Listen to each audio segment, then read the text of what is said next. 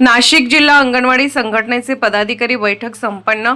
जिल्ह्यातील अंगणवाडी संघटनेच्या पदाधिकाऱ्यांची बैठक अंगणवाडीच्या जिल्हाध्यक्ष कॉम्रेड मंजुळा गावित यांच्या अध्यक्षतेखाली CITU कामगार भवन येथे घेण्यात आली।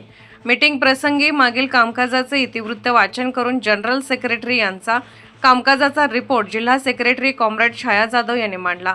तसेच खजिनदाराचा रिपोर्ट अरविंद शहापुरे यांनी वाचन केले। या दोन्ही रिपोर्टवर उपस्थित प्रतिनिधी यांनी चर्चा करून मंजुरी दिली।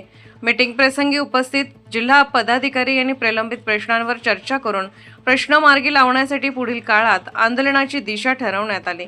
यावेळी सन 2025 चा मेंबरशिप आढावा व सन 2026 चा मेंबरशिप कोठा देखील ठरवण्यात आला।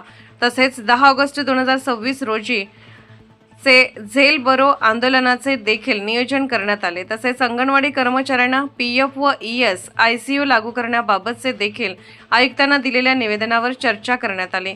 तसेच 5 व 6 सप्टेंबर रोजी अंगणवाडी पदाधिकाऱ्यांचे वैचारिक शिबिर सिटू भवन येथे होणार असल्याने त्याची तयारी देखील करण्याचा निर्णय घेण्यात आला।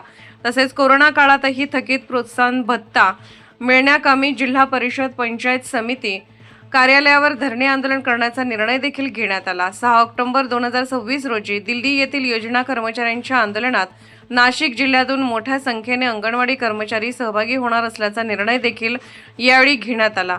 या मीटिंगला महत्त्वाचे मार्गदर्शन सेटूचे राष्ट्रीय उपाध्यक्ष कॉम्रेड डॉक्टर DL कराड यांनी केले। मीटिंग प्रसंगी उपस्थित सेटूचे जिल्हाध्यक्ष कॉम्रेड सीताराम ठोंबरे व जिल्हा सरचिटणीस कॉम्रेड देविदास आडोळे यांनी देखील मेंबरशिप वाढवण्यावर भर देऊन कोठा पूर्ण करणे गरजेचे असल्याबाबत चर्चा करण्यात आली।